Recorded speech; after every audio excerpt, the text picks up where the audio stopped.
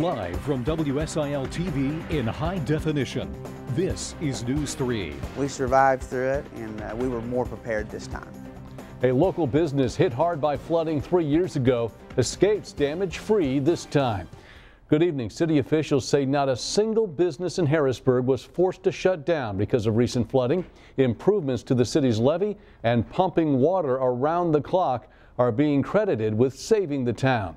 In March of 2008, the town was covered with water. More than 70 businesses were shut down because of that flooding that caused millions of dollars in damage. News 3's Ryan Kruger joins us now live from the newsroom. Ryan, the flooding 3 years ago must have served as a wake-up call. Yeah, that's right, Mark. The city has installed floodgates, made improvements to the levee, and city crews pumped water over the levee 24 hours a day. Businesses also took steps to protect themselves from flooding, but it never came.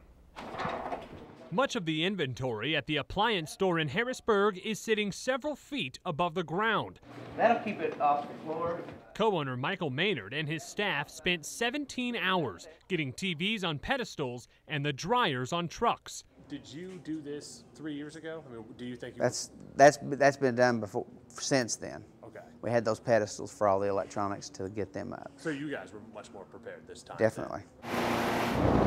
3 years ago, these fans were needed to air out the building. Several inches of standing water caused thousands of dollars in damage. It was a nightmare, you know, just trying to work under those conditions. The city of Harrisburg learned its lesson after flooding 3 years ago. Now residents are eligible for flood insurance. Plus, city crews have made major improvements to the levee. I believe Harrisburg really did dodge a bullet this time. City Councilman John McPeak says those improvements, along with the hard work of city crews, saved countless homes and businesses. We were able to pump the water out faster, and we were able to pump it out behind the flood wall. And then we closed the floodgates this time too, which was something new.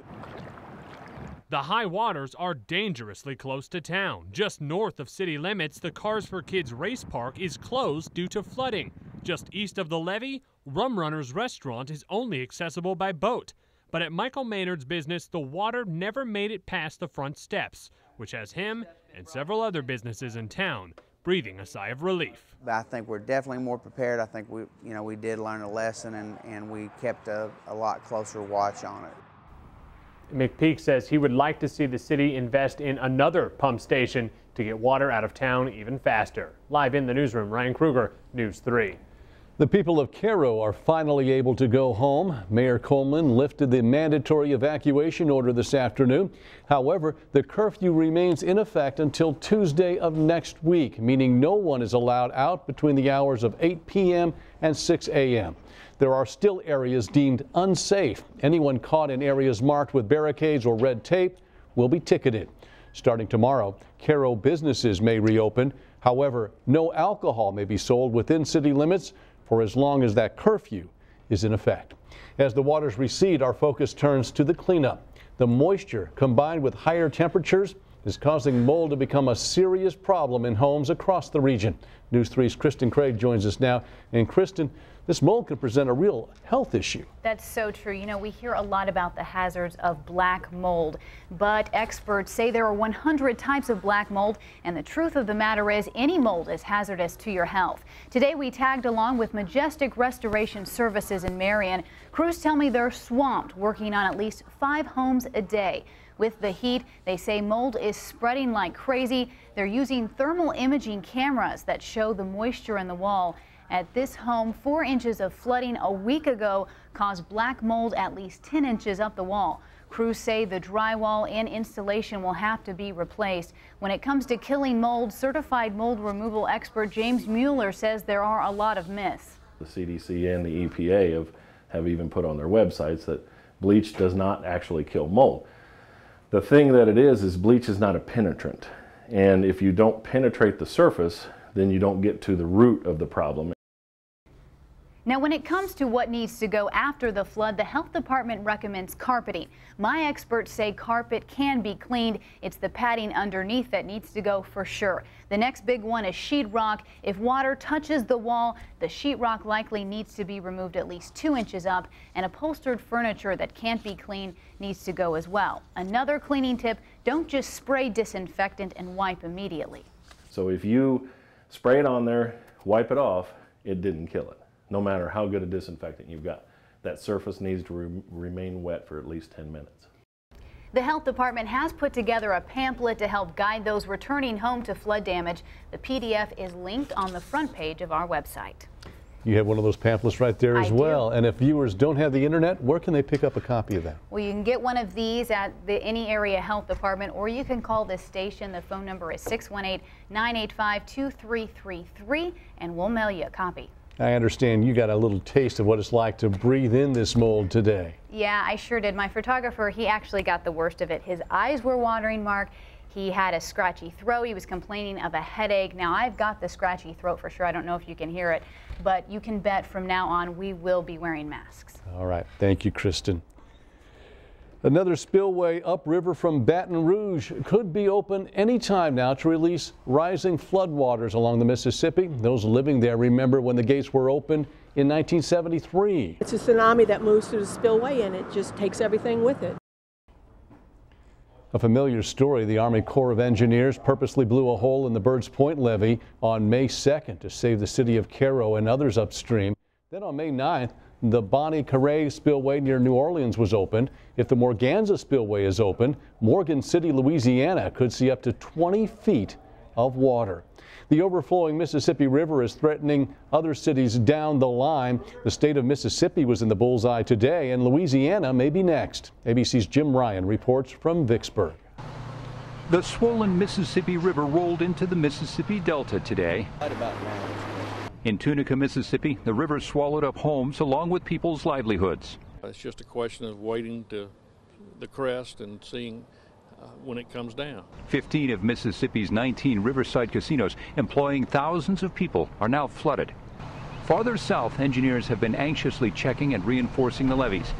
Near Vicksburg, Mississippi, contractors lined one side of the levee there with sheets of plastic. This helps with erosion to keep it from damaging the levee if the water should go over. Downstream in Stephenville, Louisiana, inmates have been filling sandbags for residents to use to protect their homes. Over the past week, the overflowing Mississippi and its backed-up tributaries have already washed away crops. In Arkansas, Nathan Reed watched hopelessly as the waters drowned his fields. Millions of dollars economic loss just back here. I've got a neighbor that's got $2.5 million worth of wheat flooded right now, and it's gone. Reed is not alone. Overall, farmers in Arkansas, the top rice-producing state, expect to lose $500 million. Jim Ryan, ABC News, Vicksburg, Mississippi. If you have flood damage, the deadline is quickly approaching to notify officials. Find out exactly what you need to do to make sure you're eligible for any disaster assistance in the future. That story is coming up on News 3 at 6. Well, now flooding is being blamed for higher gas prices. If you haven't noticed, the pain at the pump increased overnight. Prices in some parts of our area jumped by 15 cents or more since yesterday. In Carbondale, regular gas was selling today for $4.19 a gallon and $4.14 in Carterville. The spike comes despite a drop in oil prices. So what's the reason? Analysts are blaming fear that U.S. oil refineries could shut down because of flooding. In 2005, flooding from Hurricane Katrina closed a dozen refineries in Louisiana. Some of the nation's largest refineries are located next to the Mississippi River, downstream from Memphis. Also in the news now, 3 people were taken to the hospital after a crash south of Johnston City this afternoon. It happened a little before 12:30 on Route 37 at the intersection with New Virginia Road. 2 trucks T-boned, causing major damage to both vehicles. First responders say 1 person was in critical condition, 2 others sustained non-life-threatening injuries. A 4th person refused treatment. Traffic was slowed for about 30 minutes because of that wreck. Seatbelt laws may soon become a little more restrictive in Illinois. New legislation would require everyone to wear seatbelts, whether they're in the front seat or the back of the car, regardless of age. The bill has already been approved by the Illinois House and is now in the Senate. Currently, seatbelts are required for backseat passengers only if they're 18 or younger. Congress is following up today on a story first reported by ABC's 2020. The Peace Corps is accused of hushing up rape allegations made by its volunteers.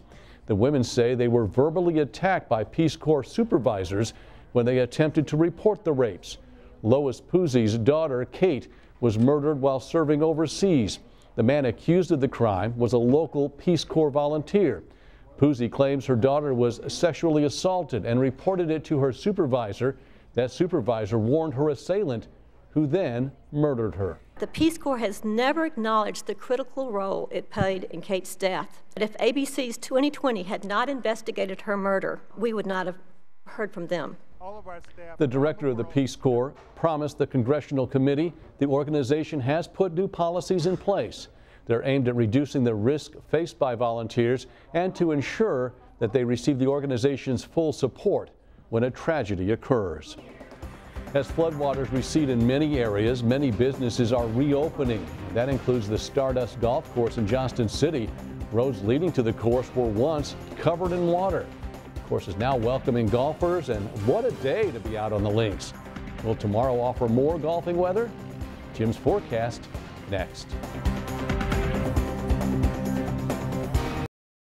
Putting accuracy first, this is News 3 weather. It's been another warm, muggy day. Humidity levels up. We did watch quite a bit of thunderstorm activity just off to our west, off to our north.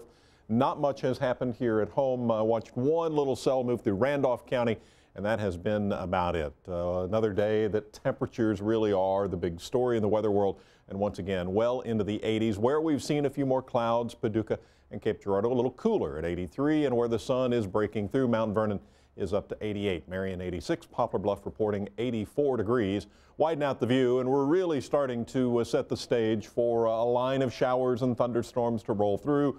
The timing is changing a little bit from where it was a couple of days ago.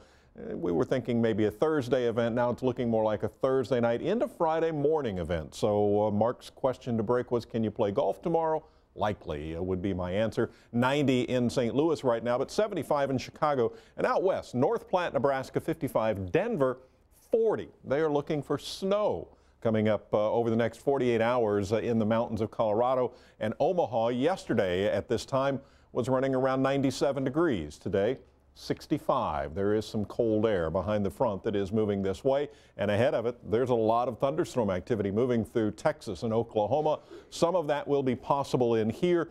A little bit of good news from the timing change to overnight, and especially after midnight into Friday morning. Normally we see a decrease in the strength of storms when they arrive that time of night, so our severe risk will drop off a little bit. There is a slight risk of severe weather rolling in tomorrow night or early Friday. Right now just a few clouds around. Strong southerly flow, 88 degrees in Atlanta, 87 in New Orleans, but the cooler air is moving closer. 68 to 87 our run today, so once again much warmer than normal, pretty close to the record high of 90, and that one goes all the way back to 1902, 88 degrees. Currently in Benton at the middle school, dew point 67, winds out of the south, anywhere from 5 to 10, the big wind gust today, 17 miles an hour. So Skycast, we cycle on through. The clouds are in, the clouds break, the showers and thunderstorms pop up. Pause tomorrow, 6 p.m. Little chance, they're scattered all around us, but the better chance will roll in as we move on into Friday, and even Friday afternoon and evening when it looks like area-wide rain is a better bet. And looking at rainfall totals, forecast, again, looking like relatively light totals around here. I think this is a little underdone. I like the 6/10 around St. Louis. I think that may be a better number for us to think about, ½ inch or less, certainly less than an inch for most of us. And temperatures, the big thing is going to be the cool down. Cycle on through to Saturday and Sunday when it looks like afternoon temperatures may only be in the 60s. For tonight, mostly cloudy early, partly cloudy later on, and muggy all night with a low around 68. Tomorrow, mostly cloudy early, partly cloudy in the afternoon, high around 86. The chance for thunderstorms rolls in tomorrow night, runs through Friday morning. Friday afternoon may just be a plain old light rain. More light showers possible on Saturday, and we could even see a very few light showers on Sunday. Much cooler temperatures expected for the weekend. But I guess the key word there is light showers. Yeah, more typical to what we expect this time of year, and I don't think it's going to add significantly to the flooding. All right. Thank you, Jim. Flooding is taking a toll on many communities. In places like Marianna, Arkansas, people are facing a new concern. Floodwaters full of snakes. Officials say the high water has pushed wildlife a little too close for comfort. Residents living along the Langkiel River say they're being extra careful when entering their basements and yards because there are so many snakes slithering in the water. This Benton student may soon be getting the medical treatment he needs thanks to his classmates. More on their efforts next into Your Health.